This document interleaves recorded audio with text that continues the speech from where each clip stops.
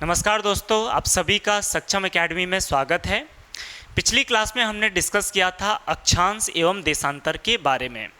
उसमें हमने देखा था कि अक्षांश एवं अक्षांश रेखाओं में क्या फ़र्क होता है एवं देशांतर रेखाओं में क्या अंतर होता है। इसके बाद हमने ये देखा था कि प्रधान मध्याह्न रेखा कौन सी होती है और अंतर्राष्ट्रीय तिथि रेखा कौन सी होती है।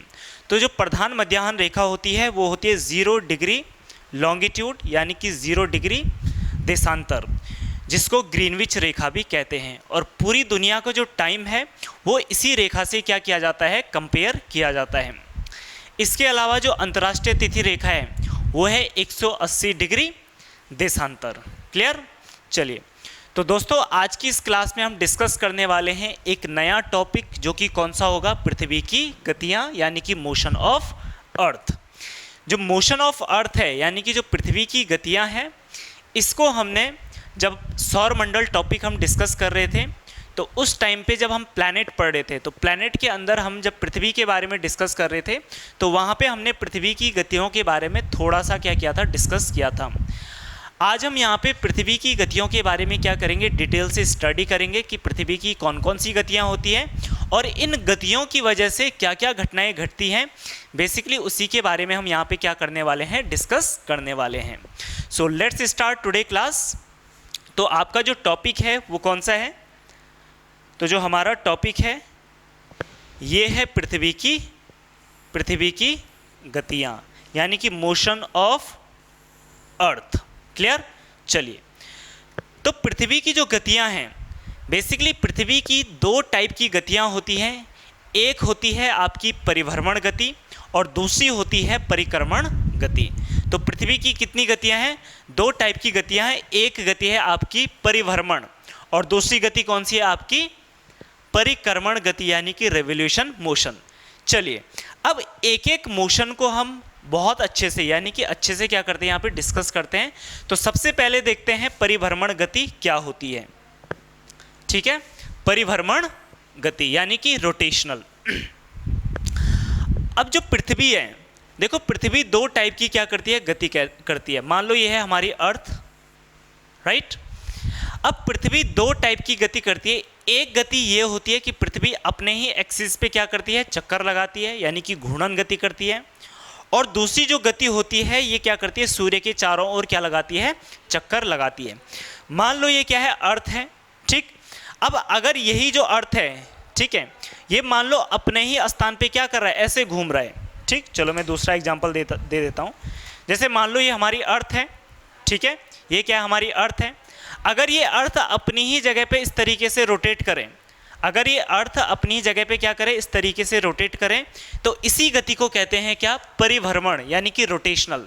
ठीक, और अगर यही जो पृथ्वी है, मान लो ये सूर्य है और इस सूर्य के चारों ओर क्या करें, घूमें, तो इसी गति को बोलते हैं परिक्रमण गति। तो दोनों गतियों में अंतर क्लियर हो गया। चलिए, तो परिभ्रमण गति क्या होती है कि पृथ्वी का अपने अक्ष पर घूमना, पृथ्वी का अपने अक्ष पे घूमना, इसी को कहते हैं परिभ्रमण गति यानी कि रोटेट ऑन इट्स एक्सिस। ठीक है, तो पृथ्वी का अपने अक्ष पर घूमना, पृथ्वी की जो गति कहलाती है वो कहलाती है परिभ्रमण गति। अब पृथ्वी की इसी गति की वजह से क्या होता है, दिन और रात होती है यानी कि आपका हर दिन क्या होता है, चेंज होता है। इसीलिए इस गति को क्या कहते हैं, दैनिक गति भी कहते हैं। कौन सी गति कहते हैं, दैनिक गति। तो परिभ्रमण गति को ही क्या कहते हैं, दैनिक गति भी कहते हैं। क्लियर है यहाँ तक? चलिए, अब इसके अलावा देखो, मान लो ये है हमारा सन। ठीक, ये हमारा क्या है, सन है। अब ध्यान से देखना, जो हमारी अर्थ है, इस अर्थ का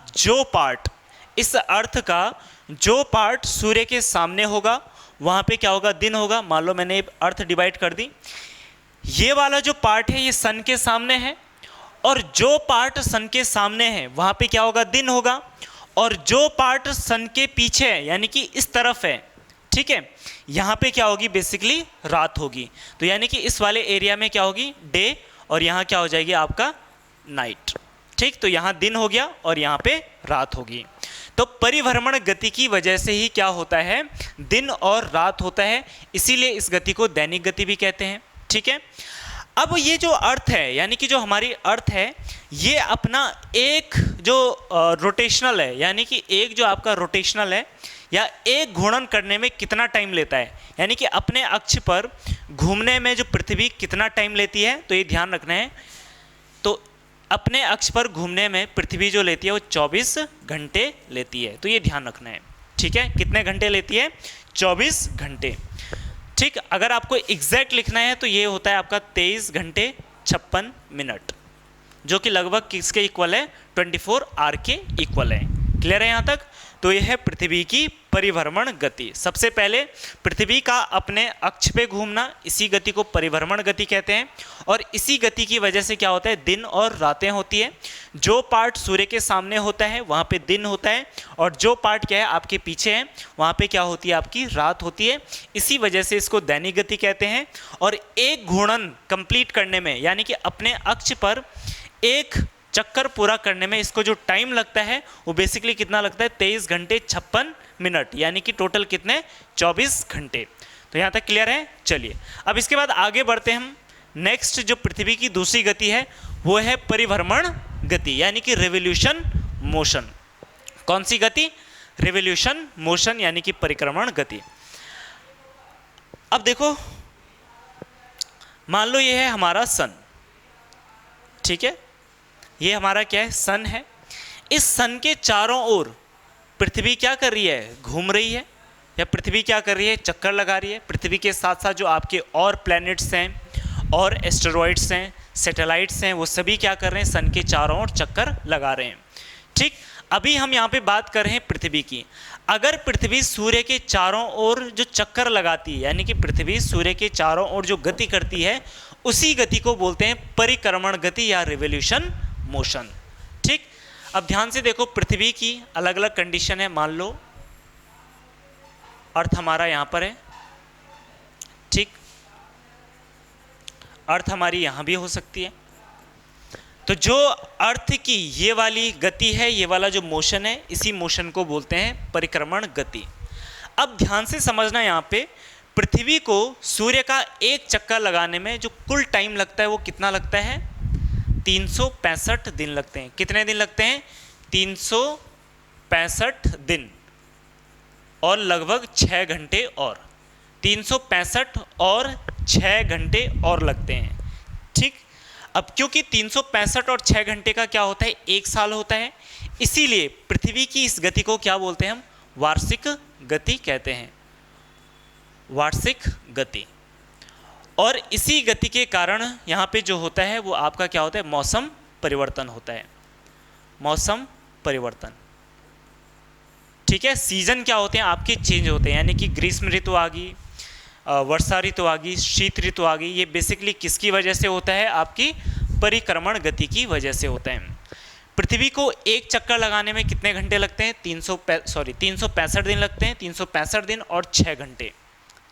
ठीक, अब ध्यान से देखो, 365 दिन का 1 साल और 6 घंटे और, यानी कि 6 घंटे आपके और रह गए, 6 घंटे और अगले साल 6 घंटे और अगले साल 6 घंटे और अगले साल 6 घंटे और, यानी कि टोटल कितने हो गए, 24 घंटे। यानी कि एक दिन क्या हो गया आपका, बढ़ गया, एक दिन क्या हो गया आपका, बढ़ गया। तो इसीलिए देखो, पहले साल 6 घंटे ज़्यादा, अगले साल 6 घंटे ज़्यादा, अगले साल 6 घंटे ज़्यादा, अगले साल 6 घंटे ज़्यादा, यानी कि 4 साल में कितने घंटे ज़्यादा हो रहे हैं, 24 घंटे ज़्यादा हो रहे हैं। ठीक, 24 घंटे का मतलब एक दिन। तो इसी वजह से हर 4 साल में क्या होता है, एक लीप ईयर होता है, यानी कि एक दिन ज़्यादा होता है। और वो बेसिकली कौन सा मंथ होता है आपका, फरवरी वाला मंथ होता है। इसी वजह से जो फरवरी का मंथ होता है वो हर 4 साल में कितने दिन का होता है, 29 दिन का होता है। कितने दिन का होता है, 29 दिन का। कौन सा मंथ, फरवरी। कितने साल बाद, 4 ईयर, 4 साल बाद। अब ये बात समझ में आ गई ना कि 4 साल बाद फरवरी 29 दिन का क्यों होता है? क्यों होता है? क्योंकि पृथ्वी को एक चक्कर लगाने में 365 दिन लगते हैं और प्लस 6 घंटे और। तो पहले साल 6 घंटे, इसी तरीके से दूसरे साल भी 6 घंटे और हो जाएंगे, अगले साल 6 घंटे, अगले साल 6 घंटे और, यानी कि 4 साल में 24 घंटे हो जाएंगे। 24 घंटे का एक दिन होता है, तो यानी कि 4 साल में एक दिन आपका क्या हो जाएगा? बढ़ जाएगा, और इसी को बोलते हैं हम लीप ईयर।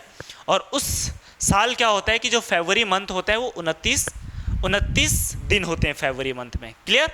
चलिए, दूसरी बात, परिक्रमण गति की वजह से क्या होता है? सीजन आपके चेंज होता है। ठीक है, चलिए, अब इसके बाद होता क्या है कि जब हमारी ये परिक्रमण गति होती है, इसी परिक्रमण गति के दौरान कई घटनाएं होती हैं, अलग अलग स्थिति पर अलग अलग चीज़ें होती हैं। ठीक, अब उन्हीं स्थिति या उन्हीं कंडीशन का हम क्या करेंगे, यहाँ पे जिक्र करेंगे, यानी कि अलग अलग घटनाएं होते हैं परिक्रमण गति के दौरान। तो सबसे पहली जो घटना है वो है आपकी विषुव। वो कौन सी घटना है? आपकी विषुव, यानी कि इक्विनॉक्स। कौन सी घटना है? इक्विनॉक्स की। क्लियर? अब ध्यान से समझना, मान लो यह है हमारी अर्थ। अर्थ के बीचों बीच क्या है? अर्थ के बीचों बीच है इक्वेटर, और जो इक्वेटर है ये आपकी 0 डिग्री लैटिट्यूड है। इसके बाद अगर हम यहाँ ऊपर जाएं तो नॉर्दर्न हेमिस्फीयर में 23.5 डिग्री नॉर्थ, ये है हमारी कौन सी रेखा?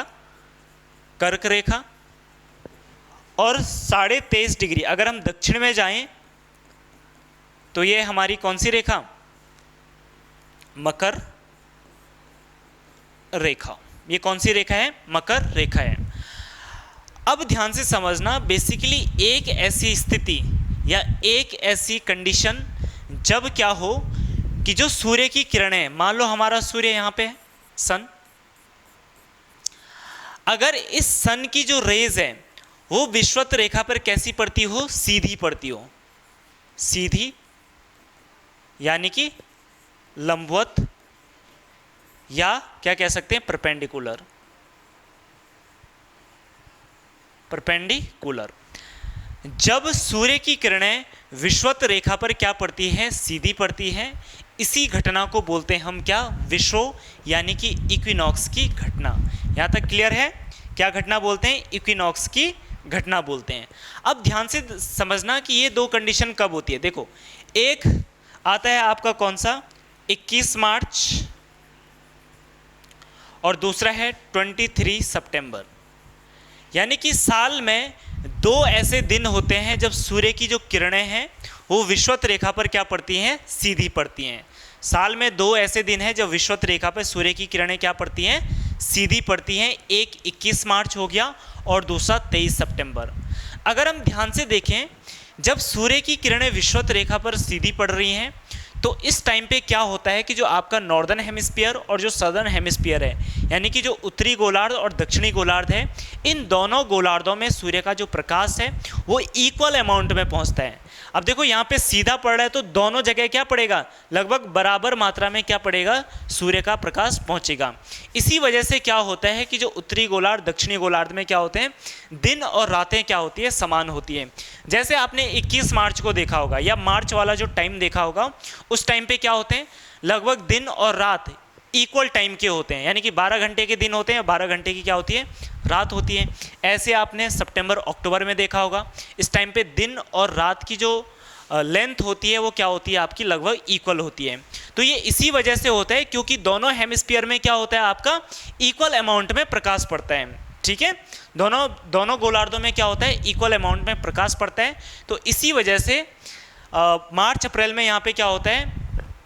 बराबर मात्रा में दिन और रातें होती हैं। ठीक, तो 21 मार्च और 23 सितंबर की जो घटनाएं है बेसिकली ये क्या है? इक्विनॉक्स की है, विषुव की है। और विषुव क्या होता है? जब सूर्य का जो प्रकाश है वो विषुवत रेखा पर क्या पड़ता है? सीधा पड़ता है। तो मैं यहाँ पे लिख देता हूँ, जब सूर्य का प्रकाश विषुवत रेखा पर लंबवत हो तो इसी घटना को क्या बोलते हैं हम? विषुव या इक्विनॉक्स। क्या बोलते हैं? विषुव या इक्विनॉक्स कहते हैं। तो आई होप यहाँ तक क्लियर हो गया होगा। तो पहली घटना ये है जब पृथ्वी जो है सूर्य का चक्कर लगा रही होती है, यानी कि परिक्रमण गति कर रही होती है, तो पहली जो घटना घटती है वो आपकी कौन सी है? आपकी विषुवत की घटना है, यानी इक्विनॉक्स की घटना है। ये दोनों डेट आपको याद रखनी है, क्योंकि एग्जाम में ये डेट पूछने के बहुत ज़्यादा क्या है? चांसेस हैं। क्लियर? चलिए अगली घटना कौन सी घटती है इसके बारे में डिस्कस करते हैं। नेक्स्ट है आपका ग्रीष्म आयनात, यानी कि समर सॉलिस्टिस। अब ये समर सॉलिस्टिस क्या है? चलिए देखते हैं। यह है हमारी अर्थ, और अर्थ के बीचों बीच क्या है? इक्वेटर हो गया। 23.5 डिग्री नॉर्थ, ये कौन सी रेखा है? यह है हमारी कर्क रेखा, यानी कि tropic of cancer, tropic of cancer. Clear? चलिए अब मान लो हमारा सन है यहाँ कहीं। जब सूर्य की किरणें क्या हो? जब सूर्य की किरणें कर्क रेखा पर सीधी हो या कर्क रेखा पे क्या हो? लंबवत हो, तो इसी को कहते हैं हम क्या?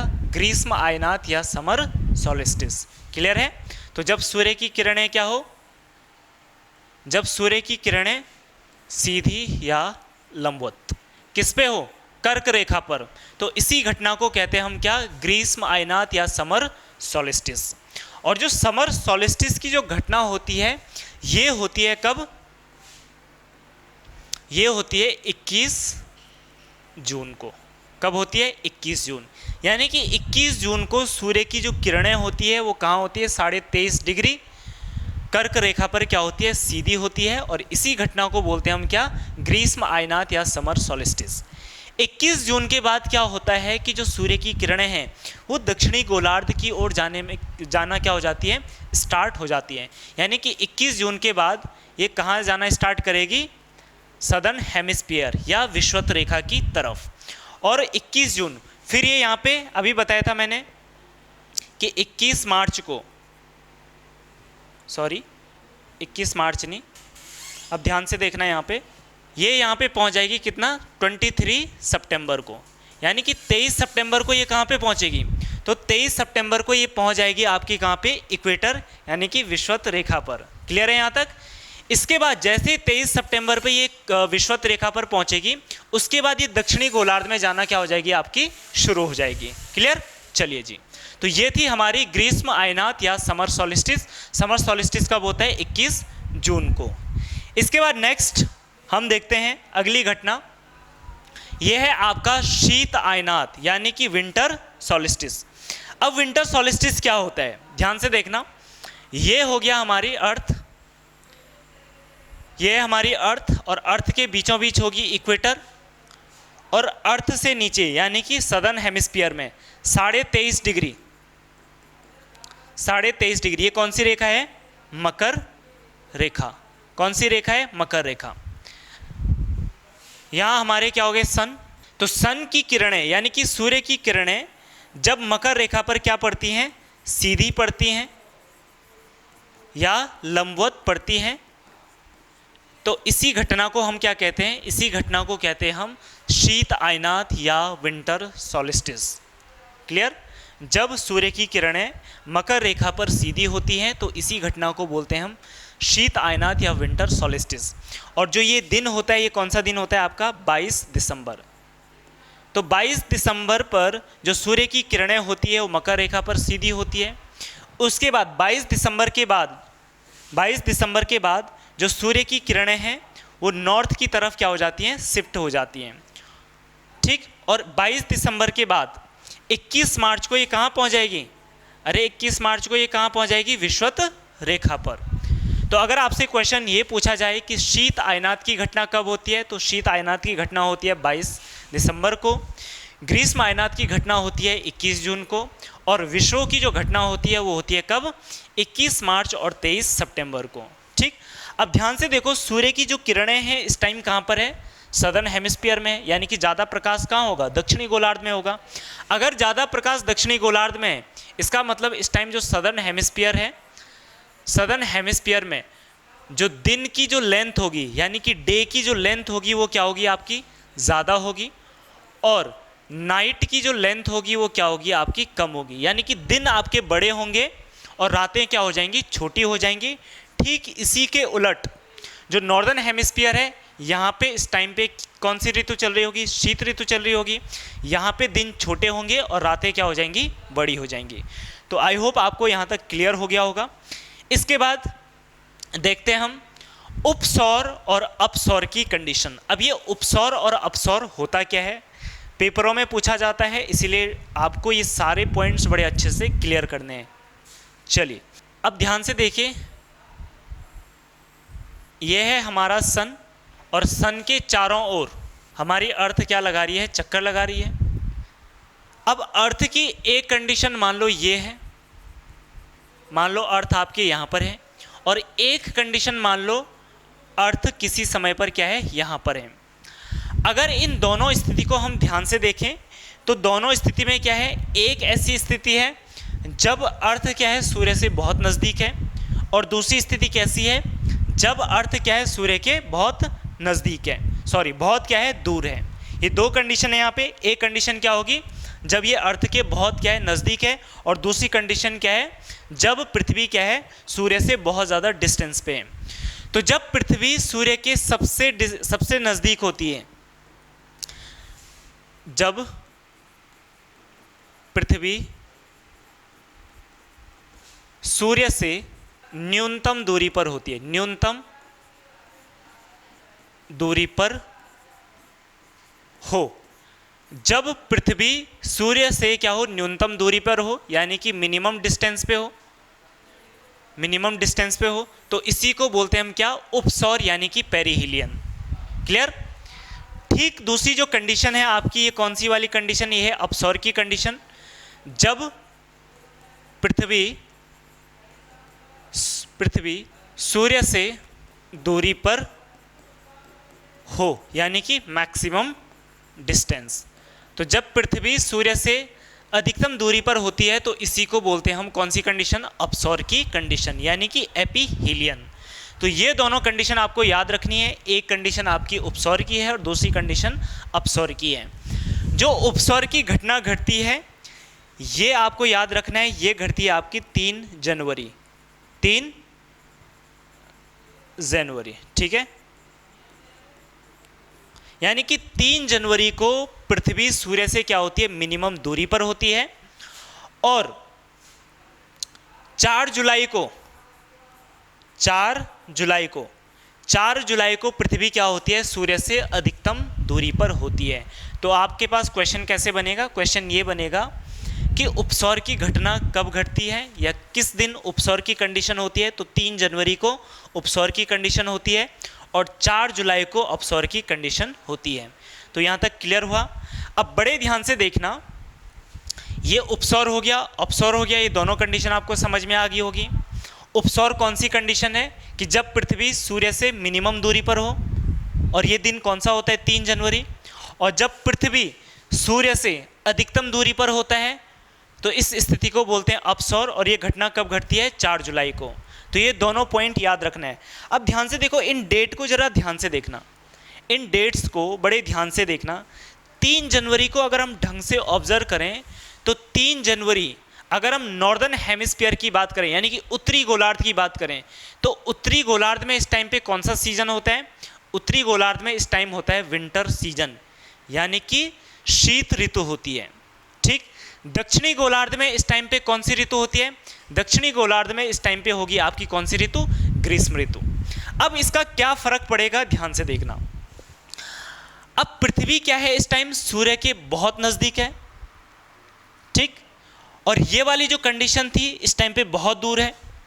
दोनों कंडीशन में क्या फर्क होगा कि जब पृथ्वी सूर्य से बहुत नजदीक होगी, इस टाइम पे पृथ्वी पर जो टेम्परेचर पहुंच रहा होगा या जो सूर्य का प्रकाश पहुंच रहा होगा वो बहुत ज़्यादा पहुंच रहा होगा।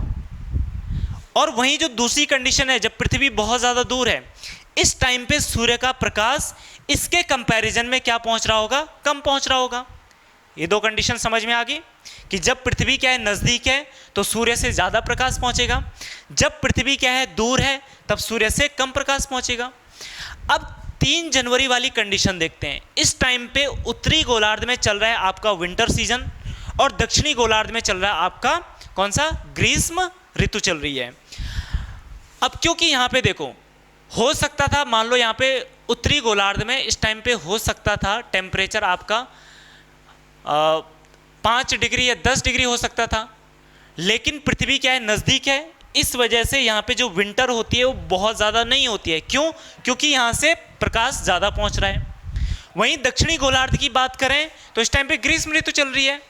एक तो ग्रीष्म ऋतु चल रही है और दूसरा क्या चल रहा है, दूसरा कौन सी कंडीशन चल रही है, उपसौर वाली कंडीशन चल रही है।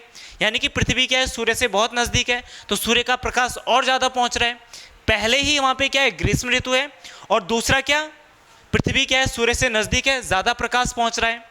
तो इसीलिए ध्यान रखना कि जो आपका दक्षिणी गोलार्ध होता है वहाँ पे उत्तरी गोलार्ध के कंपैरिजन में क्या होता है, ज़्यादा गर्मी होती है। इतनी बात समझ में आ गई कि दक्षिणी गोलार्ध में ज़्यादा गर्मी क्यों पड़ती है। अगर आपसे क्वेश्चन ये पूछा जाए कि उत्तरी गोलार्ध और दक्षिणी गोलार्ध इन दोनों में से किसमें ज़्यादा गर्मी और ज़्यादा सर्दियाँ पड़ती हैं, तो कहाँ पड़ती हैं, दक्षिणी गोलार्ध में। उसका रीज़न मैंने आपको यहाँ पे बता दिया, क्योंकि यहाँ पे पृथ्वी क्या है, नज़दीक है, दक्षिणी गोलार्ध में ग्रीष्म ऋतु है, ऊपर से यहाँ पे जो कंडीशन है, पृथ्वी क्या है, सूर्य के नज़दीक है, तो पहले ही तापमान ज़्यादा पहुँच रहा है, और दक्षिणी गोलार्ध में ग्रीष्म ऋतु है, इस वजह से वहाँ पे तापमान और ज़्यादा बढ़ जाएगा। वहीं दूसरी ओर 4 जुलाई की बात करें तो 4 जुलाई को नॉर्दर्न हेमिस्फीयर में क्या है, ग्रीष्म ऋतु है, और 4 जुलाई को सदर्न हेमिस्फीयर में क्या है, शीत ऋतु है। अब देखो दूर है, ठीक है, पहले ही पृथ्वी क्या है, दूर है, कम प्रकाश पहुंच रहा है, ऊपर से दक्षिणी गोलार्ध में क्या है, शीत ऋतु है, तो ऑब्वियसली बात है यहाँ पे क्या होगा, बहुत ज़्यादा ठंडा होगा। तो ये बात आपको ध्यान रखना है। ये उपसौर और अपसौर की वजह से क्या होता है कि जो आपका नॉर्दर्न हेमिस्फीयर है वहाँ पर सदर्न हेमिस्फीयर के कंपैरिजन में कम सर्दी और कम गर्मियाँ पड़ती हैं। ये बात आपको ध्यान रखनी है, ठीक है। चलिए, तो ये था आपका उपसौर और अपसौर की कंडीशन। तो ये कुछ घटनाएं थी जब क्या होती है, पृथ्वी सूर्य के चारों ओर क्या लगाती है, चक्कर लगाती है। तो कौन कौन सी कंडीशंस थी, एक थी आपकी विषुव की घटना कब होती है, 21 मार्च और 23 सितंबर को। ग्रीष्म आयनात होता है आपका कब, 21 जून को। और जो शीत आयनात होता है वो कब होता है, ये होता है 22 दिसंबर को। इसके बाद हमने देखा था उपसौर और अपसौर। उपसौर आपका होता है 3 जनवरी को और अपसौर होता है आपका 4 जुलाई को। अब इसके बाद देखते हैं हम कि पूरी जो अर्थ है, देखो हमारी अर्थ क्या बहुत बड़ी है। अब इस अर्थ को हम टेम्परेचर के आधार पर, यानी कि तापमान के आधार पे क्या करते हैं, अलग अलग जोन में डिवाइड करते हैं, ठीक है। तो उन जोन को थोड़ा सा डिस्कस कर लेते हैं। यहाँ पे देखो, ये है हमारी अर्थ, ये होगी हमारी अर्थ, ठीक है। अर्थ के बीचों बीच क्या है, इक्वेटर है, यानी कि 0 डिग्री लैटिट्यूड। थोड़ा नॉर्थ में चलते हैं तो मान लो ये है 10 डिग्री नॉर्थ,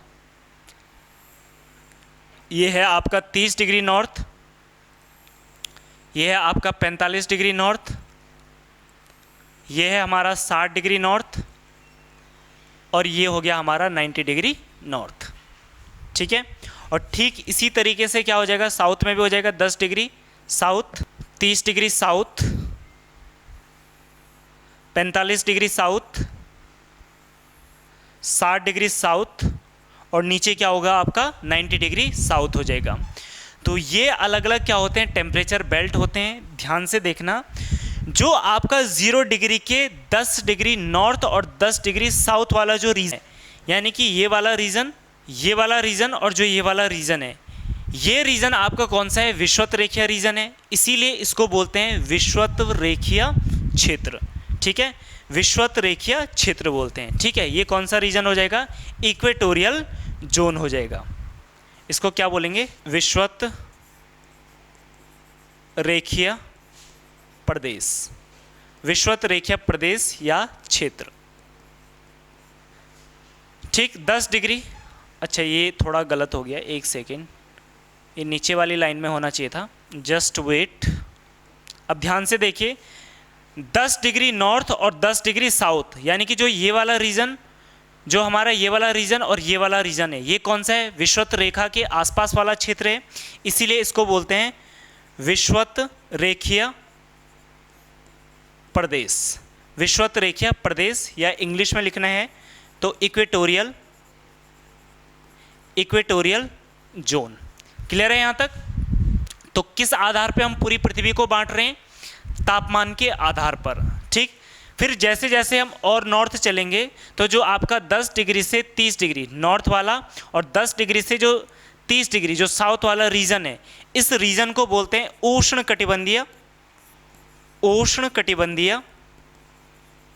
उष्णकटिबंधीय क्षेत्र या प्रदेश, उष्णकटिबंधीय प्रदेश, या इंग्लिश में अगर मैं लिखूं इसको तो ये है आपका ट्रॉपिकल जोन। यहाँ तक क्लियर हुआ? 10 से 30 डिग्री के बीच में नॉर्थ और साउथ कौन सा रीजन है? ये रीजन है आपका उष्णकटिबंधीय प्रदेश। उसके बाद 30 डिग्री से 45 डिग्री के बीच का जो क्षेत्र है इसको बोलते हैं उपोष्णकटिबंधीय क्षेत्र, उपोष्णकटिबंधीय क्षेत्र। क्लियर है यहाँ तक? ठीक, और इंग्लिश में लिखेंगे इसको सब ट्रॉपिकल जोन। ठीक, उसके बाद 45 से 60 डिग्री, जैसे जैसे हम 0 डिग्री से नॉर्थ जाएंगे या 0 डिग्री से साउथ की ओर जाएंगे तो टेम्परेचर आपका क्या होता जाएगा? घटता जाएगा। तो इसी आधार पे हमने क्या करा है? अलग अलग जोन में डिवाइड किया है। 45 से 60 जैसे जैसे जाएंगे तो टेम्परेचर आपका और घट जाएगा। ठीक है, और इसको बोलते हैं समशीतोष्ण कटिबंधीय क्षेत्र या टेम्परेट जोन। क्लियर है यहाँ तक? इसको क्या बोलेंगे? Temperate zone. और लास्ट रह गया हमारा 60 से 90 डिग्री के बीच में, क्योंकि 90 डिग्री वाला जो रीजन है ये आपका पोलर रीजन है, इसीलिए इसको बोलते हैं ध्रुवीय या टुंड्रा प्रदेश, यानी कि पोलर रीजन।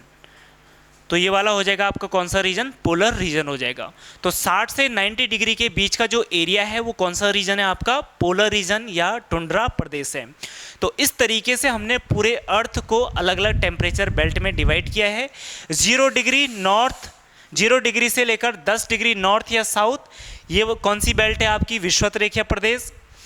10 डिग्री से 30 डिग्री नॉर्थ और साउथ, ये कौन सी बेल्ट है आपकी? उष्णकटिबंधीय प्रदेश। 30 डिग्री से 45 डिग्री, ये कौन सा है आपका? उपोष्णकटिबंधीय क्षेत्र। 45 डिग्री से 60 डिग्री के बीच में समशीतोष्णकटिबंधीय क्षेत्र। 60 डिग्री से 90 के बीच में कौन सा क्षेत्र है? ध्रुवीय या टुंड्रा प्रदेश। तो यहाँ तक क्लियर हुआ? चलिए, सो फ्रेंड्स, आज का ये टॉपिक आपका यहाँ पे कंप्लीट हो जाता है। आज की इस क्लास में हमने डिस्कस किया, सबसे पहले क्या डिस्कस किया हमने? पृथ्वी की गतियाँ 2 टाइप की होती है, एक परिभ्रमण गति और दूसरी होगी परिक्रमण गति। उसके बाद हमने डिस्कस किया कि जब आपकी जो परिक्रमण गति होती है, यानी कि जब पृथ्वी सूर्य के चारों ओर चक्कर लगाती है, तो इस टाइम पे अलग अलग कंडीशन आपकी क्या होती है? पैदा होती है। उनमें सबसे पहली कंडीशन कौन सी है आपकी? विश्व यानी कि इक्विनॉक्स, जब सूर्य का प्रकाश विषुवत रेखा पर सीधा होता है। उसके बाद ग्रीष्म आयनात, जब कर्क रेखा पर सीधी होती है। और उसके बाद शीत आयनात, जब सूर्य का प्रकाश मकर रेखा पर क्या होती है? सीधी होती है या लंबवत होती है। उसके बाद क्या देखा था हमने? उपसौर और अपसौर की कंडीशन। उपसौर क्या होता है? जब पृथ्वी सूर्य से सबसे कम दूरी पर होती है। और अपसौर क्या होता है? जब पृथ्वी सूर्य से मैक्सिमम डिस्टेंस पे होती है। उसके बाद पूरे अर्थ को हमने अलग अलग टेम्परेचर बेल्ट में डिवाइड किया, यानी कि तापमान के आधार पर पूरी पृथ्वी को अलग अलग पार्ट में डिवाइड किया। इतना हमें पता है कि 0 डिग्री से जैसे जैसे हम नॉर्थ जाते हैं या साउथ जाते हैं तो जो अर्थ का टेम्परेचर है वो घटता जाता है। ठीक है, चलिए, तो ये अलग अलग क्या है आपकी 5 प्रेशर बेल्ट हैं आपके तापमान के आधार पर। तो आपका ये टॉपिक हो जाता है कंप्लीट। सो फ्रेंड्स, अगली क्लास में हम देखेंगे इंसोलेशन यानी कि सूर्यताप, जो कि अपने आप में एक इम्पॉर्टेंट टॉपिक है। तो अगली क्लास में हम सूर्यताप को क्या करेंगे? डिस्कस करेंगे। सो फ्रेंड्स, मिलते हैं आपसे नेक्स्ट क्लास में। तब तक के लिए नमस्कार, थैंक यू।